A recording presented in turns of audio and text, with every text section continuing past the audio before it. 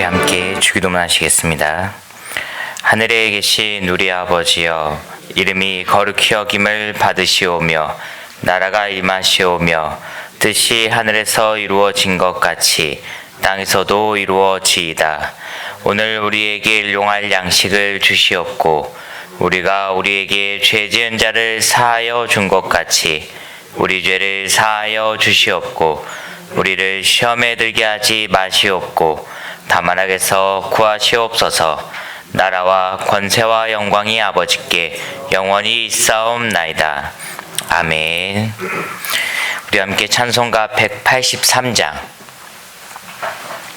찬송가 183장 함께 찬양 드리시겠습니다.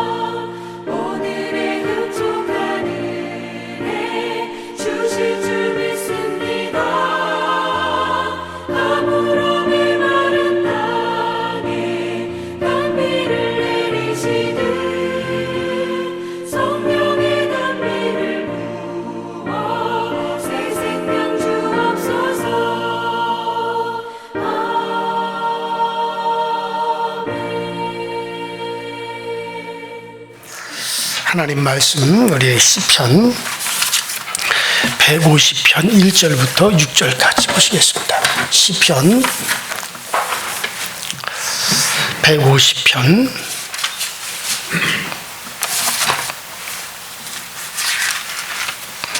1절부터 6절까지 한 목소리를 합독합니다. 시작.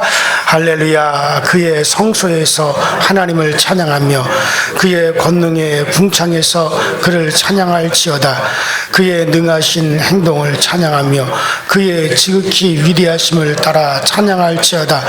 나팔 소리로 찬양하며 비파와 수금으로 찬양할지어다. 서구치며 춤추어 찬양하며 현악과 퉁소로 찬양할지어다.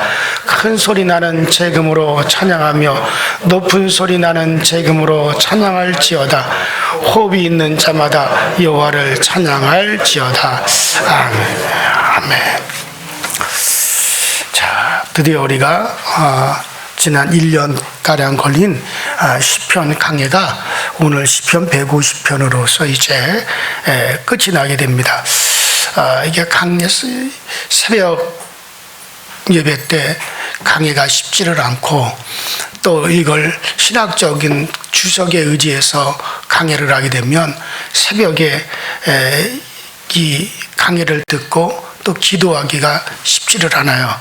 그래서 어떻게 하든지 이 시편 강해를 설교식의 강해로 진행을 해야겠다 그렇게 생각하고 그리고 이제 시편 우리 1편부터 150편까지 그 설교식의 강해를 쭉 해왔는데 또 설교식의 강해가 어디 참고할 만한 게 없어요. 다 강의하면은 그저 주석집을 보고 주석을 인용을 해서 신학적으로 또 이렇게 풀어나가는 형태이기 때문에 설교식의 강의가 그렇게 쉽지 않지만 어떻게 하든지 쉽게 하려고 이 시편 1편부터 노력을 했는데 여러분들이 이렇게 시편 강의가 이렇게 끝난 이후에도 이게 다 녹화가 되어 있고 또 유튜브로 다 지금 이게 녹화가 되어 있으니까는 꼭 여러분들이 시편은 우리의 그 신앙생활 속에서 우리가 어떻게 신앙생활하는 일에 도움이 되는지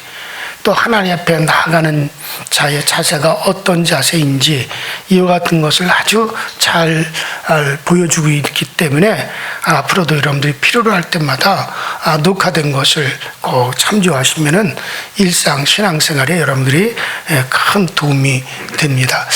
그렇다고 시편이 어떤 큰 진리를 또 어떤 교리적인 큰 진리를 설명해 주는 건 아니지만은 신앙인의 자세에 꼭 필요로 한 것들이 있으니까는 여러분들이 이후에도 꼭 활용할 수 있도록 그렇게 하시길 바라고. 자, 시편 150편은 이제 이 시편의 결론적인 시죠. 하나님을 찬양하는 장소는 성소다. 성소는 왜 하나님을 찬양하는 장소냐? 성소는 하나님이 계신 곳의 상징이기 때문에 그렇습니다. 그러니까 쉽게 말해서 성소에서 주를 찬양하라. 그러니까 성소에는 하나님이 계신 것에 대한 상징이에요. 그러므로 하나님이 계신 곳에서는 반드시 뭐가 되어져야 되느냐? 찬양이 드려져야 된다라고 하는 것을 말하고 있는 것이죠. 또 어디서 찬양이 되어지느냐? 권능의 궁창에서 하나님을 찬양해야 된다라고 이렇게 말하죠. 궁창이라고 하는 것은 하나의 공간인데 궁창은 하나님이 창조하신 모든 공간을 상징할 때 궁창이다라는 말을 우리가 쓰죠. 그러니까 하나님이 창조하신 모든 영역 안에서는 그를 찬양해야만이 된다라고 하는 고백이죠. 그러니까 궁창에서 하나님을 찬양하라. 이거는 어떤 곳이든지 다 찬양할 곳이 되어질 수가 있고 또 하나님이 다 들으신다는 거예요. 그러니까 우리가 장례식장에서도 찬양할 수 있고 결혼식장에서도 찬양할 수 있고 전쟁터에서도 찬양할 수가 있는 거예요. 그리고 궁창에서 찬양이다.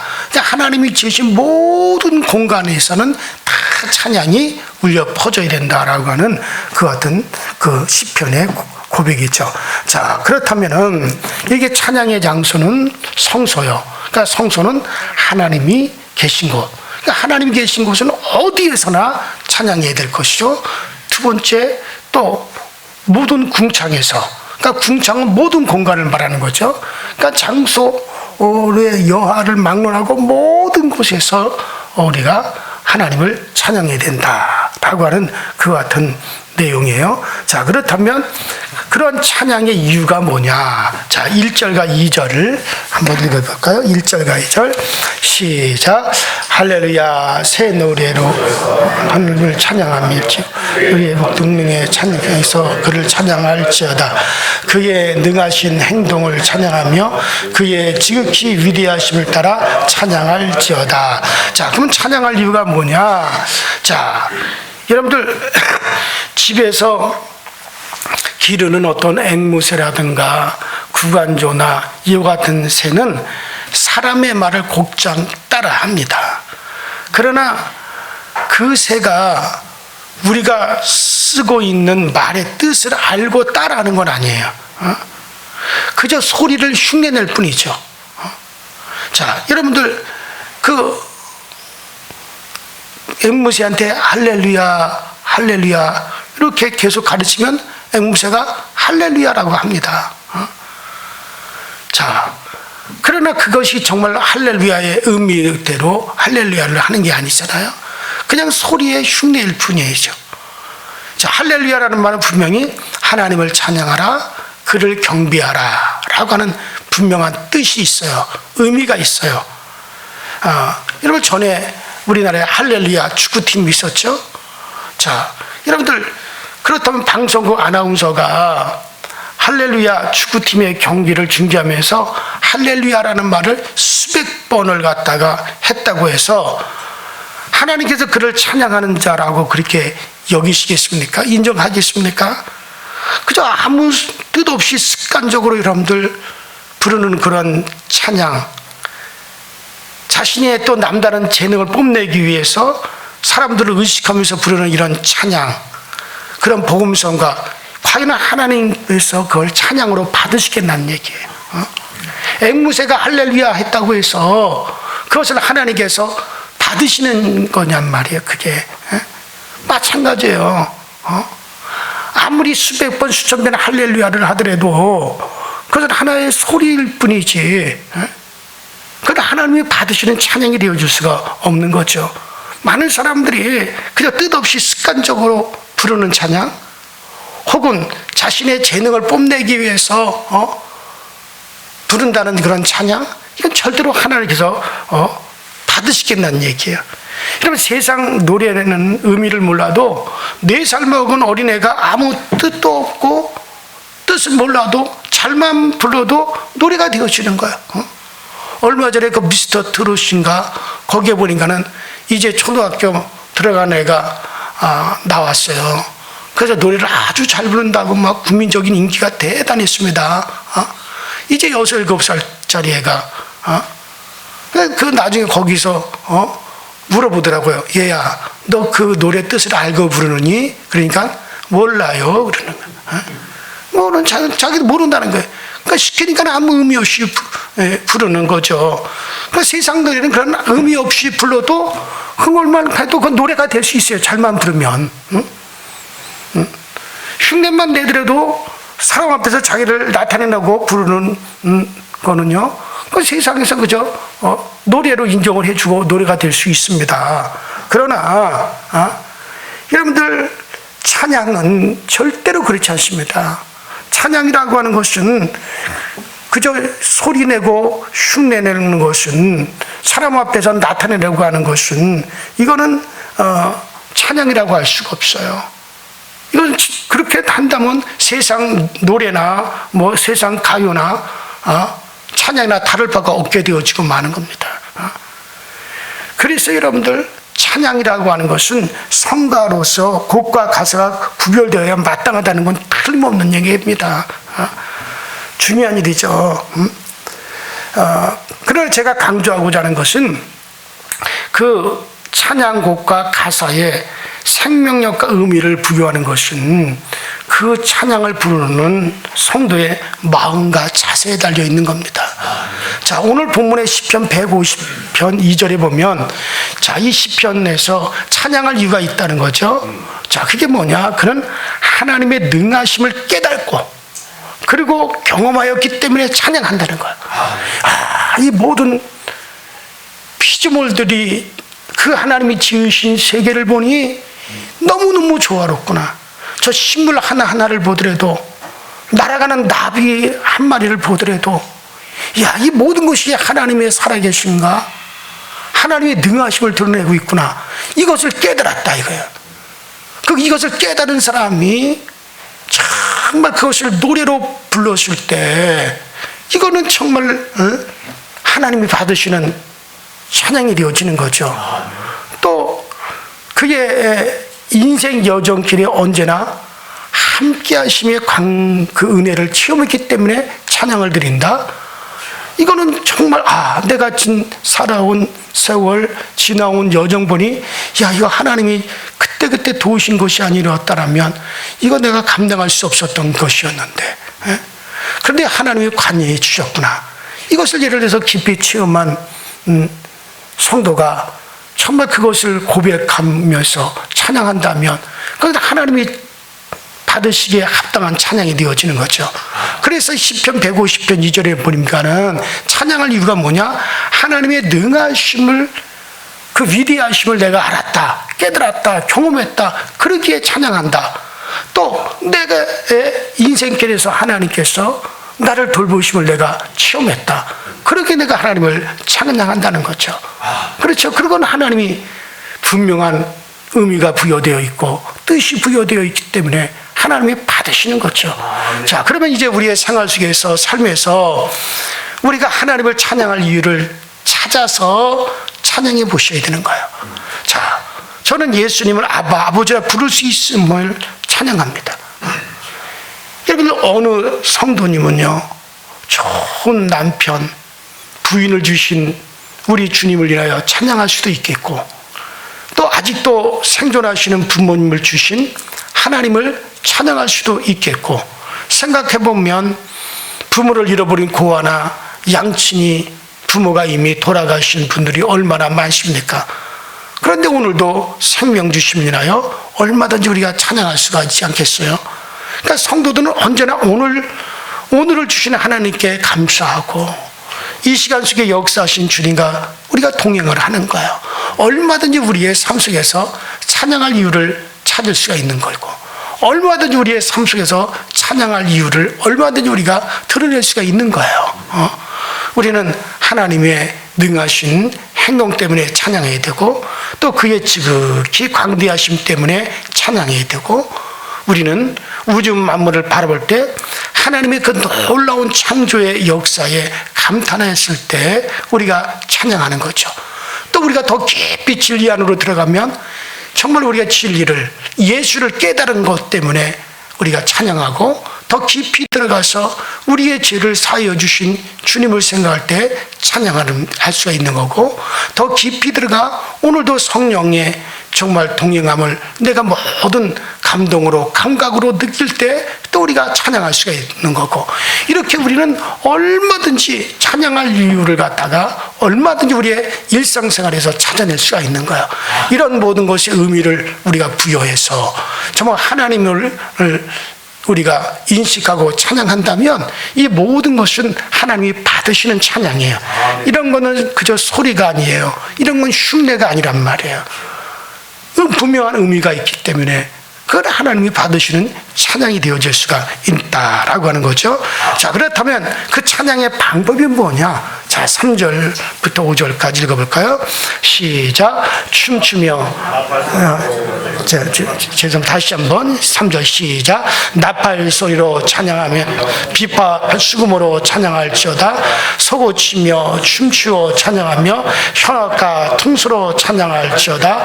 큰 소리 나는 재금으로 찬양하며 높은 소리 나는 재금으로 찬양할지어다. 그러니까는 찬양의 방법은 어떻게 되어지느냐? 자, 어떤 방법으로 찬양해야 되느냐? 여기 보니까 나팔 소리로 찬양하고 현악과 퉁소로 찬양해야 된다. 모든 악기를 다 동원해서 찬양해야 된다.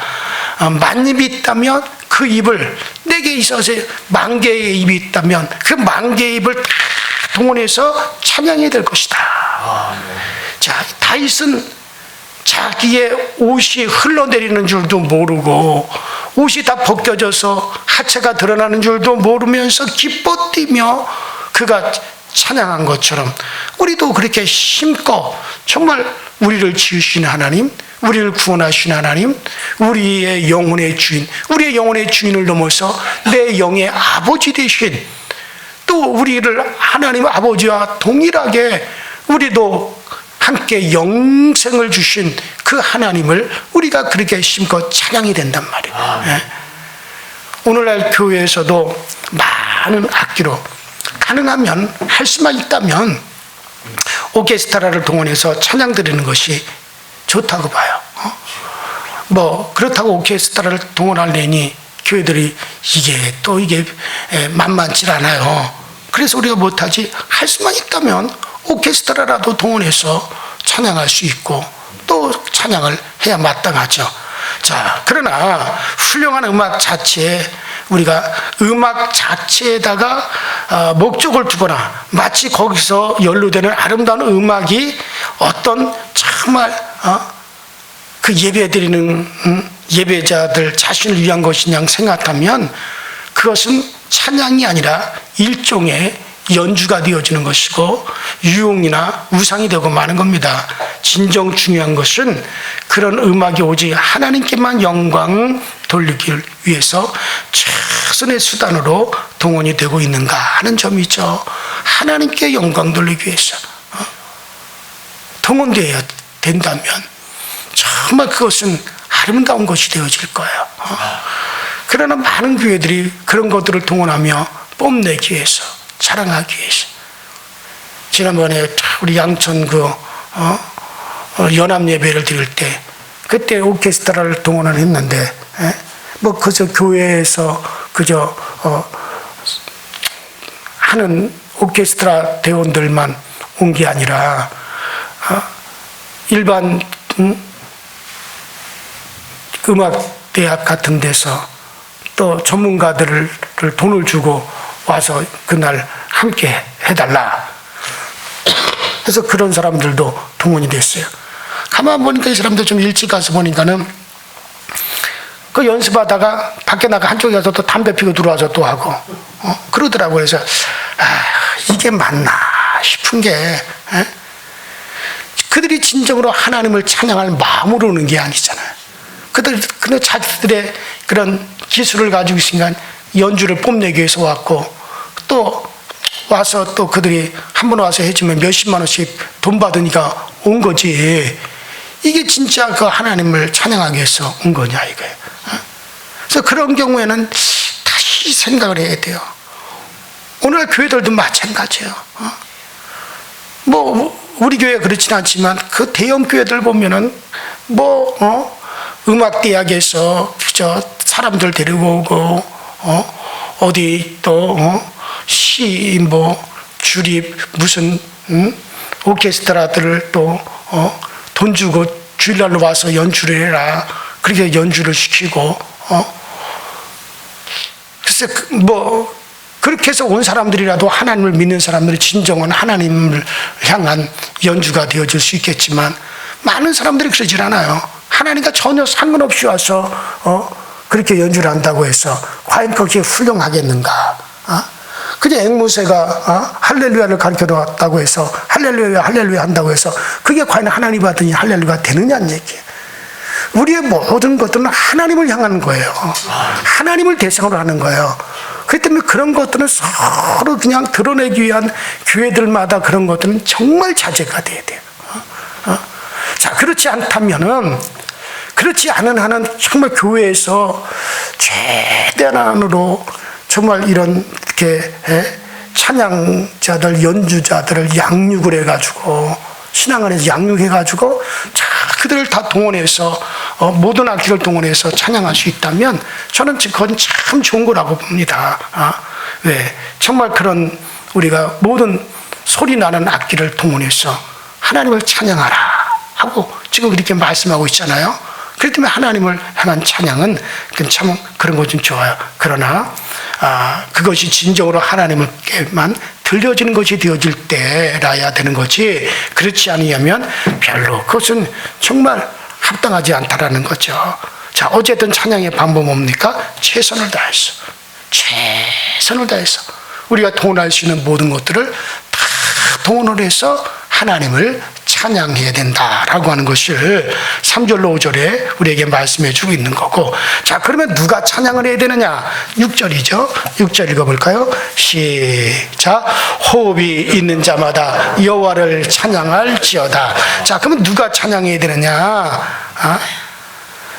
특정한 사람만 찬양해야 되느냐?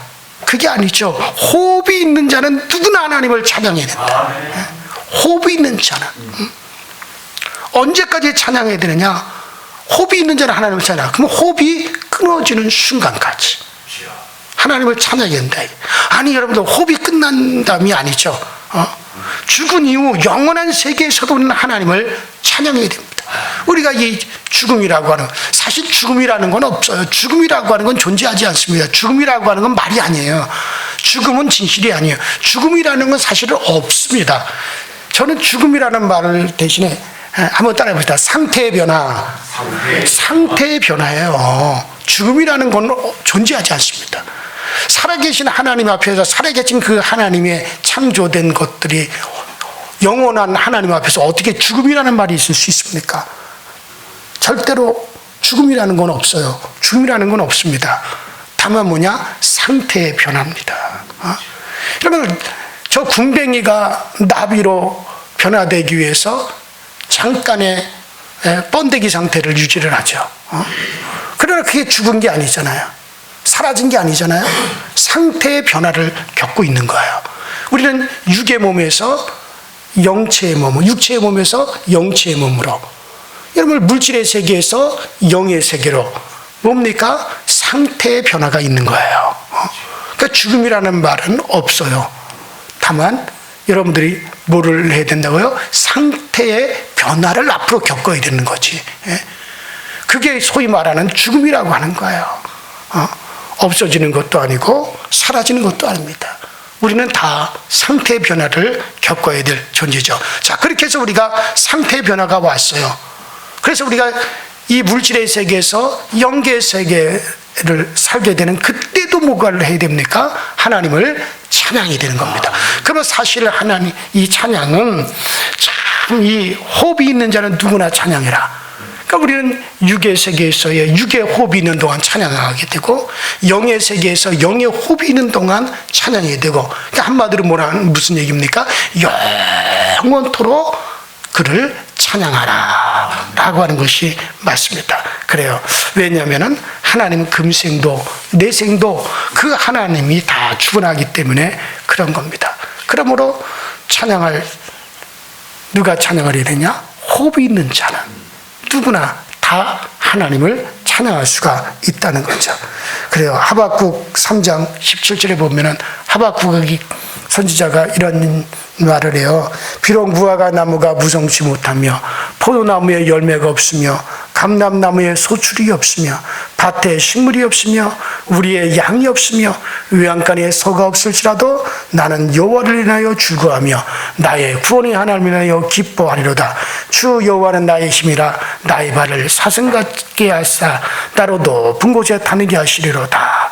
이 노래는 영장을 취하는 사람을 위하여 내 수금에 맞춘 것이니라. 그러니까 노래로 그렇게 해서 찬양으로 그렇게 불렀단 말이죠. 그러니까 여기 하박국이라는 사람은 꼭 있어야 될 것 많은 것을 다 잃어버렸어요. 그런데 그가 처음에는 많은 걸 잃어버렸기 때문에 주저앉아서 낙심했으나 가만히 생각해 보니까는 이게 낙심할 일이 아니구나. 모든 걸 다 잃어버렸어도 여전히 하나님은 내 하나님이시지 않느냐. 모든 만물을 주관하시는 그 하나님, 창조주 하나님은 여전히 나의 하나님이 틀림없지 않느냐. 그렇다면 내가 낙심할 필요가 뭐가 있느냐. 하나님이 나의 하나님인 것 때문에, 하나님을 잃어버리지 않은 것 때문에 그가 하나님을 찬양을 했습니다. 자, 그랬더니 하나님께서 자기의 찬양을 받으시고 자기를 사슴같이 뛰게 하사 높은 곳을 다니게 하셨느니라. 자, 그래요. 우리가 혹시 사람을 잃어버렸을지라도, 우리가 혹시 나의 귀중한 것을 잃어버렸을지라도, 여러분들 우리 주님이 우리 가운데 계시던 것이 틀림이 없고 여전히 하나님이 나의 하나님이라면 여러분들 얼마든지 우리가 하나님을 찬양할 수 있고 그 찬양을 인하여서 다시 잃었던 것들을 우리가 회복할 수가 있을 겁니다. 욥이라고 하는 사람도 다 잃었잖아요. 다 잃었지만 그러나 그 욥이 하나님을 찬양했어요. 잃어버린 가운데서도 찬양했어요. 그래서 그가 하나님을 인하여 감사하고 하나님이 자기 하나님 것을 인하여 경배하며 그 하나님을 찬양했더니 그의 마음이 회복되고 더 크게 호흡이 있는 동안 그 하나님을 찬양하게 되었다라고 욥이 그렇게 고백하고 있지 않습니까? 그래요. 이 시편 전체의 의도는 하나님을 찬양, 항상 그를 찬양, 기쁠 때도 찬양, 슬플 때도 찬양, 평안할 때도 찬양, 내게 위험이 있을 때도 찬양, 늘 하나님을 찬양하는 것을 우리에게 가르치는 것이 이게 시편 전체의 결론이라 할 수 있어요. 그러므로 오늘 시편 150편은 시편의 맨 마지막 장인데 이 시편의 맨 마지막 장인 150편이 뭘 말하고 있습니까? 결론은 맨 끝에 150편 맨 마지막 절 6절은 바로 호흡이 있는 자들아, 우리가 호흡이 있는 동안 모두가 다 누구를 찬양하라? 하나님을 찬양하라. 이것으로서 결론을 딱 맺고 있습니다. 그래서 이 시편 150편은 시편 전체의 결론이에요. 결론은 무엇이냐? 우리는 모두가 다 하나님을 어떤 상황에서든지 최선을 다하여 모든 것을 다 동원하여 그 하나님을 찬양하라. 그러면 그 하나님이 우리의 하나님이 되실 것이다 라고 하는 고백이죠. 그래요. 우리 모두가 정말 이 시편에 주로 다윗이 많이 썼지만은 다윗은 위험에 처할 때도 하나님을 찬양, 그가 정말 왕의 위치에 있을 때도 하나님을 찬양, 그가 범죄자로 그렇게 정말 부끄러웠을 때도 하나님을 찬양, 그가 모든 것을 잃었을 때도 하나님을 찬양, 모든 것을 얻었을 때도 하나님을 찬양이었어요. 그렇게 하나님을 찬양하는 다윗의 승리가 바로 이 시편에 고스란히 들어 있습니다. 물론 다윗이 아닌 여러 또 사람들이 동원되어 시편을 기록이 되어 있지만은 그래도 다윗이 가장 이 시편을 많이 기록했다는 것을 보면은 결국 시편의 결론은 무엇이냐? 호흡이 있는 동안 모든 호흡이 있는 자들아 주를 찬양하라. 우리 모두가 정말 호흡이 있는 동안 하나님을 찬양하기로 결심할 수 있게 되기를 주 이름으로 축원합니다. 우리 이제 다 같이 주여 한번 부르시고 탑심하여 통성으로 기도하실 때 정말 우리 시편 150편 마지막 결론에서 우리에게 가르쳐주는 대로 하나님, 우리는 모두가 정말 어느 장소 어느 위치에서든지 우리 하나님의 위대하심을, 또 우리 하나님 우리를 도우시고 우리를 지키시는 그 하나님의 능력이 있는 한 우리 모두 호흡 있는 동안 주를 찬양할 수 있는 찬양자들이 되게 하여 주옵소서. 우리 다 같이 주여 한번 부릅니다. 주여, 전능하신 하나님 우리 아버지 주님과 주의 사랑에 감사를 드립니다. 날마다 우리에게 은혜를 더하시고 우리에게 은총을 더하사 늘러 우리 하나님을 인하여 우리가 찬양하며 우리 하나님의 능하심을 인하여 찬양하며 그의 위대하심을 인하여 찬양하며 우리가 그를 알고 있음에 대해서 찬양하며 우리의 일상생활 속에서 하나님을 찬양하며 우리의 모든 범죄의 그를 찬양할 조건을 들어 찬양하며 날마다 우리의 호흡이 있는 동안 우리 하나님을 향한 찬양이 끊어지지 아니하게 하시고 우리의 호흡이 있는 동안 주를 찬양하는 일이 우리 가운데 항상 넘쳐날 수 있도록 주님께서 늘 도우시고 주님께서 늘 채워주셔서 늘 우리 하나님을 찬양하는 찬양의 역사, 찬양의 은혜가 항상 우리 가운데 넘쳐 흐를 수 있도록 주님께서 도우시고 주님께서 역사하여 주셔서 항상 우리 하나님의 은혜로 말미암아 모든 아버지의 찬양자의 그 찬양이 우리 가운데 힘있게 넘쳐날 수 있도록 주님께서 늘 도와주시옵소서.